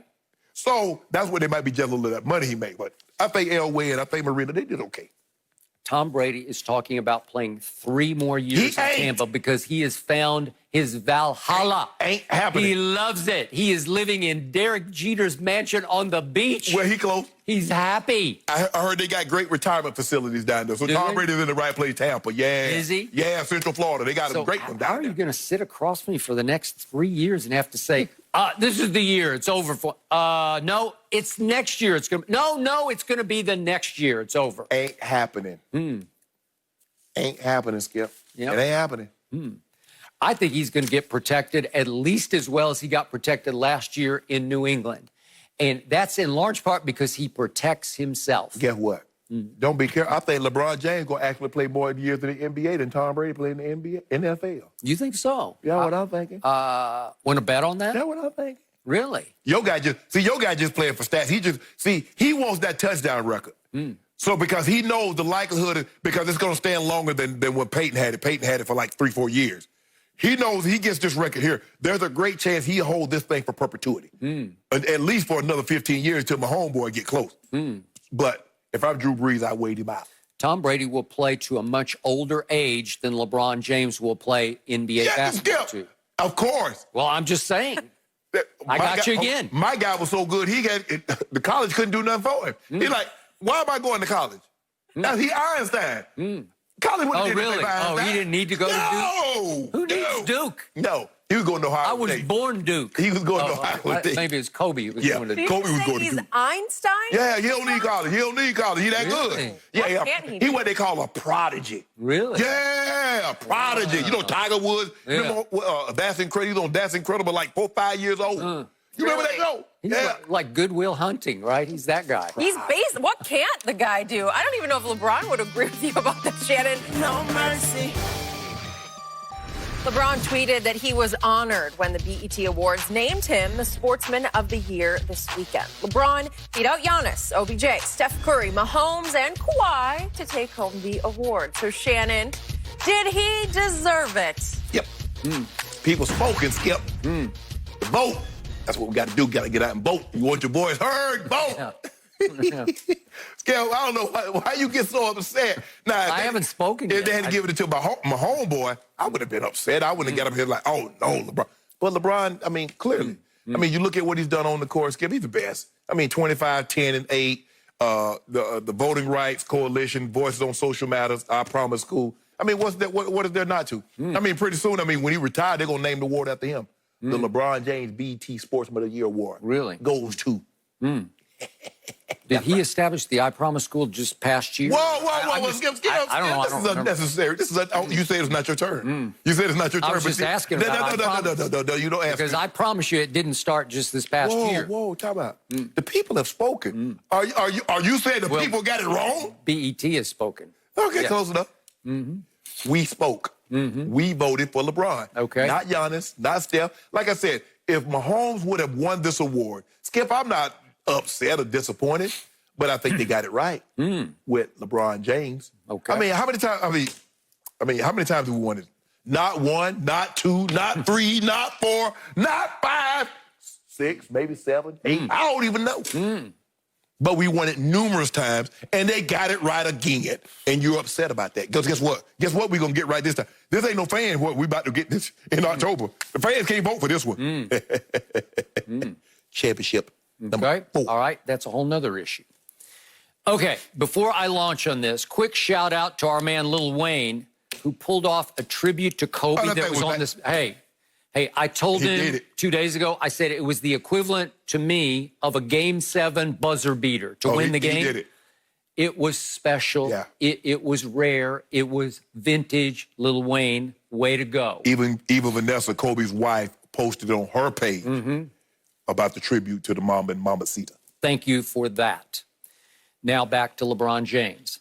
He beat out another finalist who, by the way, masterminded his way out of San Antonio to Toronto for a 1-year layover that he had to accept to get back to his hometown of Los Angeles. And that guy, in his 1-year layover, the forced layover in Toronto to get to L.A., all he did was lead the Raptors to their first and probably last ever NBA championship. And that guy, that other finalist that LeBron beat out, was the MVP of that finals, which was just this past year, right? Yeah. Okay, then that guy, that same guy, then controlled the entire NBA free agent offseason. He owned it. He made fools of the entire NBA. He bamboozled LeBron James. He jerked the rug right out from under the gullible Los Angeles Lakers who thought they had him signed, sealed, and delivered, almost. And at the last second, he shocked the NBA world by signing with the team in the basement, the Clippers. And he engineered a deal whereby Paul George somehow got out of his deal in Oklahoma City and also came home to Los Angeles and the Clippers. It was all-time. It was some Kaiser Sose kind of stuff that Kawhi Leonard pulled off. And then all he's done so far in this abbreviated NBA season is beat LeBron's Lakers 2 out of 3 times.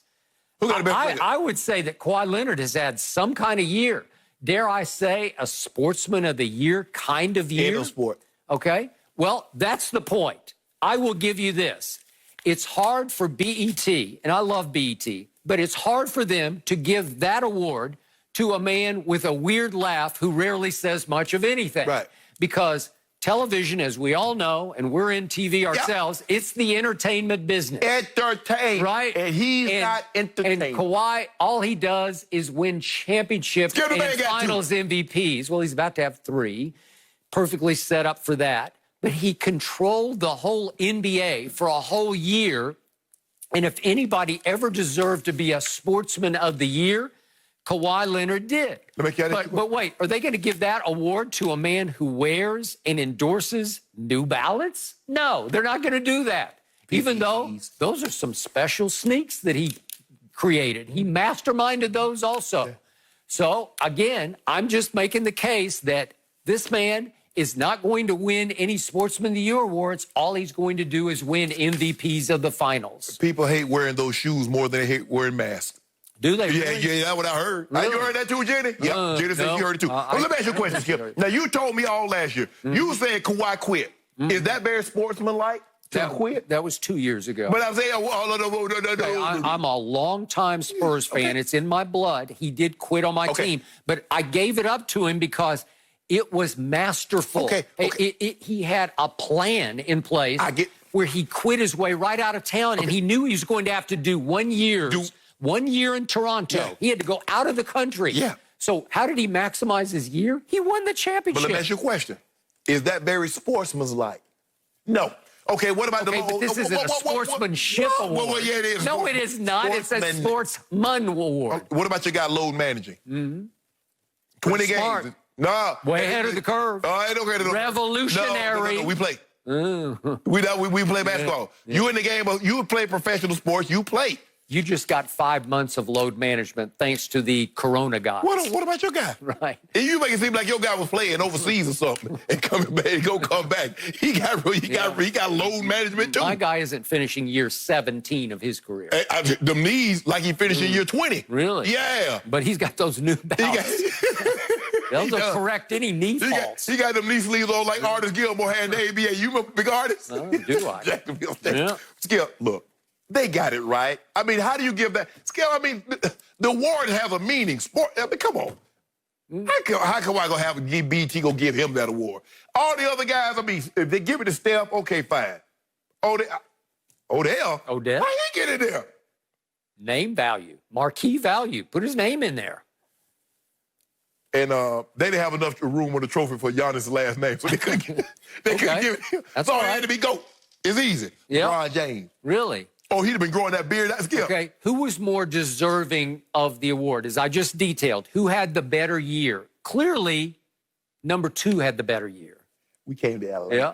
Huh? We came to L.A. Well, you came first, and then he came right on top of you. And guess what, And Skip? he was going to push you right into the basement. Spring Hill, we got $1 million, got $100 million. Mm-hmm. They say we want you to do big things, LeBron. Mm-hmm.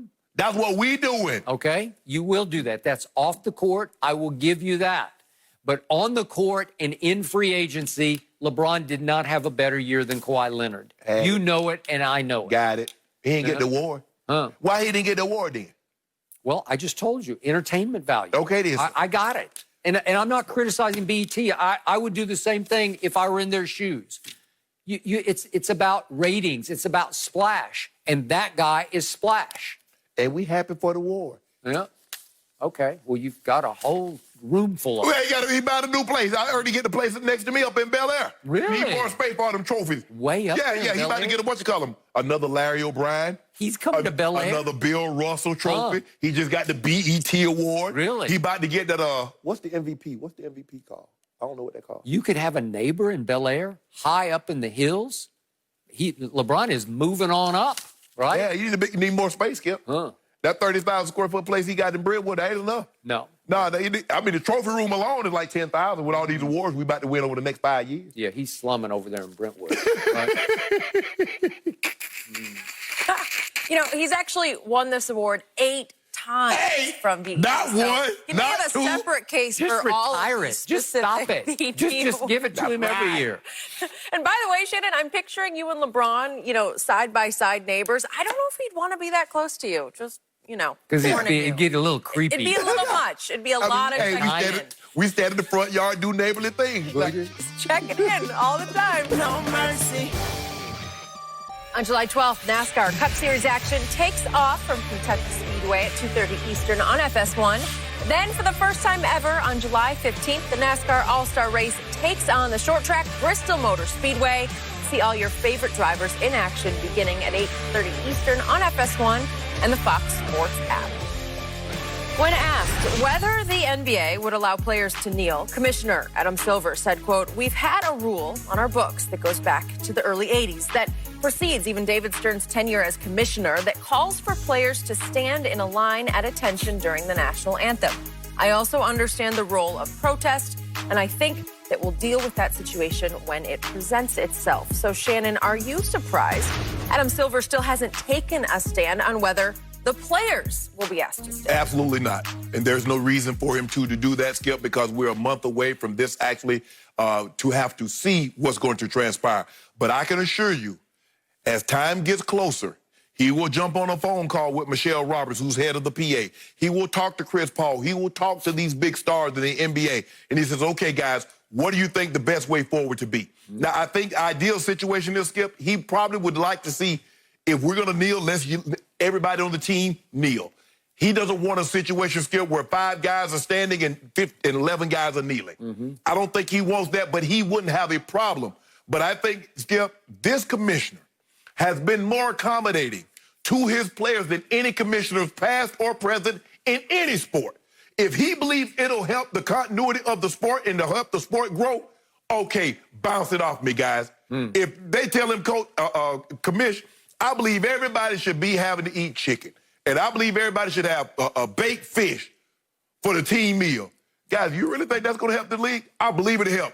He's going to run it by. Skip, I love this commissioner. I love his approach to things because he'll listen. He just don't shoot it down. And I love that about him. Skip, as this thing get closer and they get ready to have to play these games, and they're going to have to make a decision on how they're going to move forward, because like he said, Skip, this is on the books. This goes back to Larry O'Brien, who was the commissioner before David Stern. Yep. So I love the way he handled it. We'll address this situation, and we'll move forward. But I believe they will lax this rule, if only for this year, and says, okay, guys, if you want to kneel in protest, have at it. Okay, I agree with your conclusion, but I don't agree with your beginning, because I got to tell you, I was shocked by what he did not say when he was asked this question. I am a big fan of Commissioner Silver's, but this one stopped me in my tracks, because I just anticipated when he would get asked the kneeling question, he would say, hey, whatever our players want to do right now is fine by me. Our players are driven. They are committed to keeping the Black Lives Matter conversation going for as long as we're in that bubble in Orlando. Obviously, there's been a lot of conflict. We got 2 players today that we're waiting to hear from. Lou Williams, Dwight Howard, Clippers, Lakers. They're on the fence. They're not sure. That Dwight's got some family issues along with Black Lives Matter, with the cause issues, but still conflicted. Should we play? Should we not? Fred VanVleet yesterday just flat out said, everybody knows in their heart right now we should not be playing basketball. So I thought the commissioner would just say, hey, whatever it takes to keep the conversation going in Orlando, we are going to do that. If they want to kneel, they should kneel, because that would help keep the conversation going, right? Right. And he didn't say that. The first thing he said was, I am not comfortable with the word allow. When he was asked, will you allow them to kneel?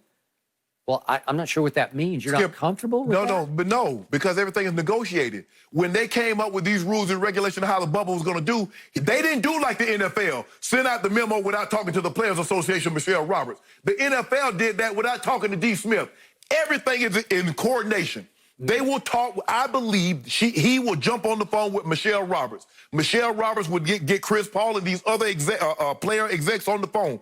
Okay, guys, how are we going to handle this? What are we going to do? That's not his decision to make unilaterally. Everything is worked out through the Players Association. Yeah, but he should just be open to whatever. He should just throw it open to whatever they want to do, whatever Michelle thinks, whatever Chris Paul thinks, whatever LeBron thinks. Let's do it. I'm open for business on this issue. And I believe he is. He's not like these other commissioners, Skip, that turn the blind, that turn the deaf ear to this cause. Okay. I love the way he handled it, Skip. I guarantee you, as this thing get closer, they might be having, I'm not privy to this, they might be having conversations behind the scenes as we speak. But there's no question in my mind that Michelle Roberts, who happens to be I don't know, her and Tony Clark, they drive a hard bargain. They do. No, Tony Clark with the MLB. I got it. Different. They're different sports, but right.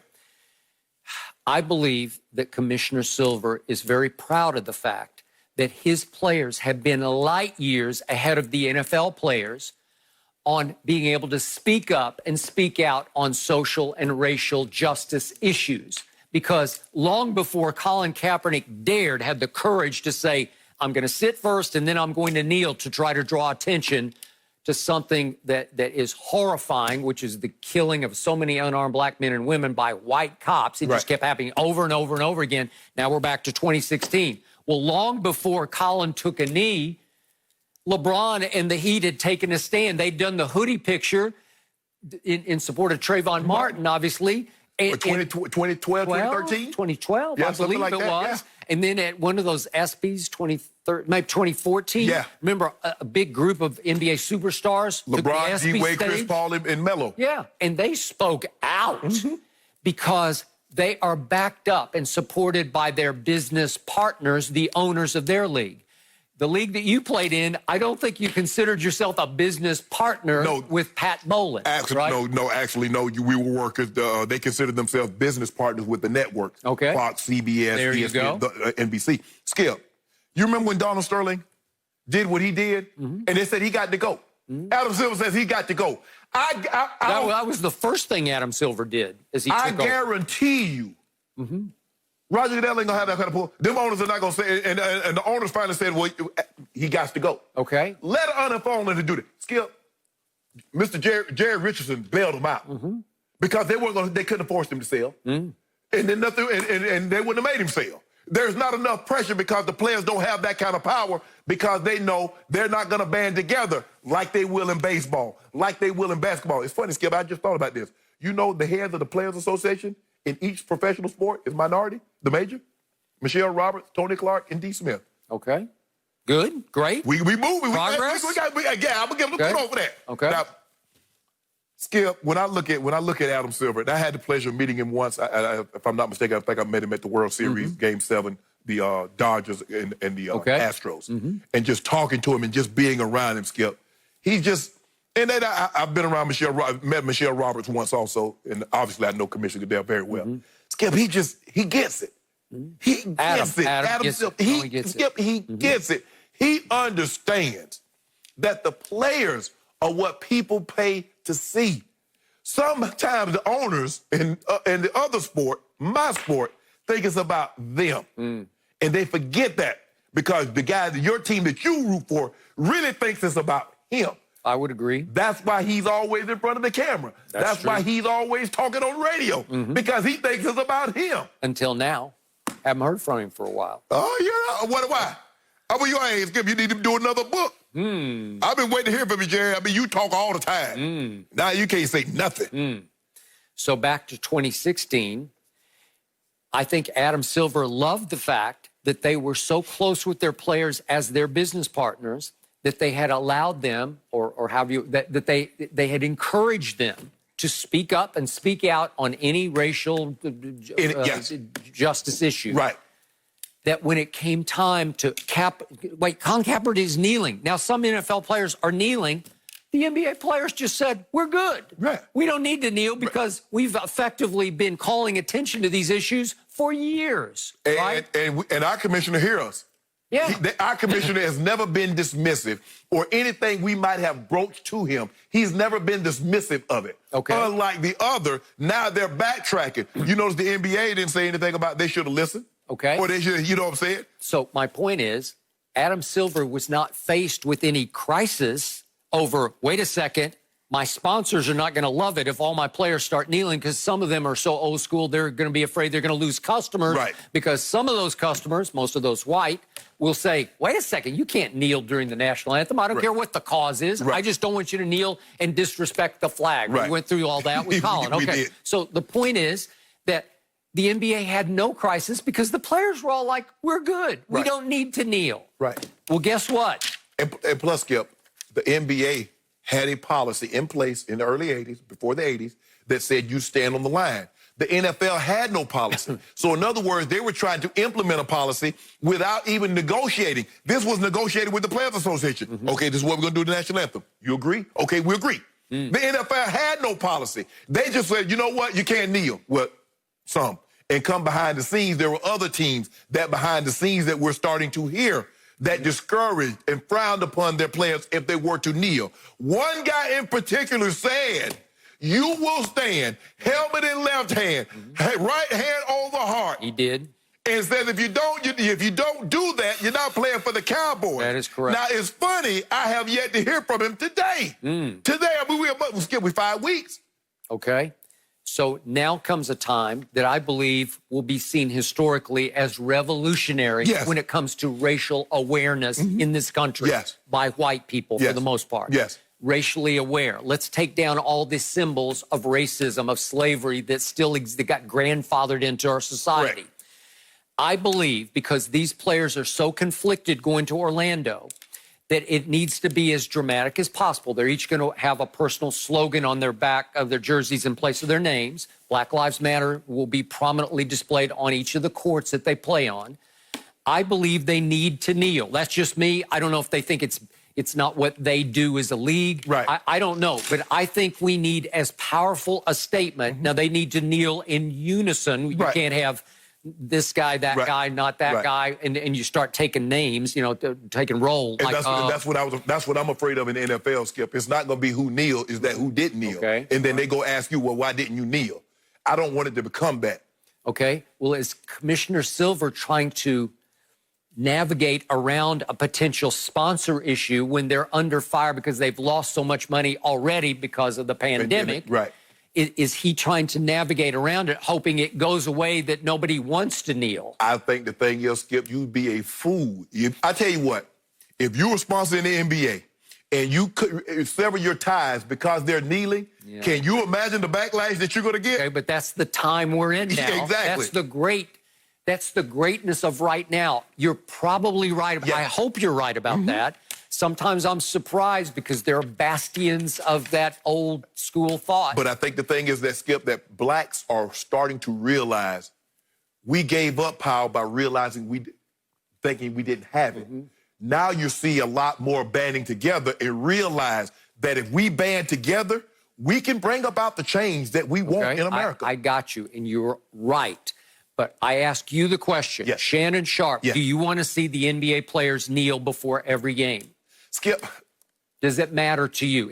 Does that have gravity and weight to you? For me now, because I'm versed on what's going on.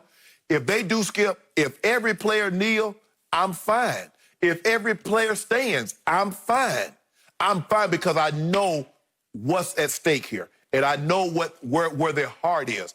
Skip, I think the thing is that there are some, like an Adam Silver, I believe he gets it. I believe there are some whites that have empathy and have compassion with the plight of the black man and woman in America, but not enough. Okay. You're Adam Silver, right. There are some that get it, but we need more to get it in order to bring about the change. And then we can all look at that flag and say, you know what? That flag is a representation for everybody that lives in America. That's why I need them. I want them to maximize the platform they're about to get back in Orlando in the bubble on a nightly basis. They're going to be playing NBA basketball, and it's going to go quickly into the playoffs. I want them to keep the conversation raging. Oh, yeah. Don't let it fade. Don't go right back into all in for basketball. And the best way to do it is with nightly reminders. That's why I'm all for kneeling, because, again, maybe it's becoming cliched or whatever, and it's like they're cooler than that. Maybe they can come up with something new. Right. But you need to keep the fire hot in Orlando, because, as you keep saying, you can do both. You can concentrate on winning a championship, and you can continue to concentrate on the cause. We're going to get it done. Yeah. We're going to get it done. All right. No mercy. All right, Julian Edelman posted a photoshopped image together with Cam Newton in Patriots jerseys with the caption, Newton, Massachusetts, #Let'sWork. Tom Brady felt compelled to chime in by commenting, quote, I will always be your #1, followed by a winking emoji. You know, he just couldn't help it. Shannon, what do you read into Brady's response? Really, Skip? Yeah, really. Oh, jealous ex Tom Brady. Yeah. We were together. We broke up. I got a new boo thing. Move on. Keep it moving. It happens all the time, Skip. No, does it? And now all of a sudden you want to, I'm still your #1. Yeah. No, you not. You #2. I got a new #1. I got a new boo. You got a literal #1. I got a new boo, and it ain't you, Tommy. I know what I promised. Oh, I'll never love anybody like I love you. You my one and only. You got my heart. I lied. I said all that at the time. Now I got somebody new, and we in love. Really? Yep. So, Julian welcomed Cam Newton by using that sort of weird type font that Cam used. He invented it. Like it's like out there. It's like genius level. I don't know what it is, but he uses it on Instagram. And so Julian sort of recreated it to welcome him, and it came off like, I'm trying to be your bestie. Right. You know, like let's cook up here. Let's link. Let's connect. You know, let's get together and work out. Right. And Tom, I think he was laughing at it and took a clever but sarcastic shot back at him by saying, I will always be your #1, knowing that Cam wears #1. No. Right? You jelly. And he's basically saying to Julian, how quickly you moved on from me. How quickly you turned on me. That's how relationships supposed to work. Oh. I can't skip. I can't worry about what the past was. I got a new boo now. She got to get my undivided attention. I'm in love. And Julian is basically looking back at Tom like, well, you left me behind here in Foxborough, right? No. And Tom says, no, I didn't leave you behind. I got pushed out the back door by your coach. Whatever the reason why the relationship ended, I'm in a new relationship. Wish me well. Don't be talking about you, my favorite. You nothing. Even though I got to skip. Well, how many times we've seen people get tattoos? Oh, got his name or got her name on their body, and the next thing you know, it's a backdrop for a flower or a bee. People change their mind. People move on. They got a new boo. Hey, Julian got a new boo. Tom, it ain't you. Oh, my Tom gosh. is saying, well, gee, nice. Yeah, The that's amount right. of relationship analogies we use on Undisputed. Relationship advice from Skip and Shannon. Good stuff, guys. Appreciate it. We're back at the same time tomorrow. Have a good day.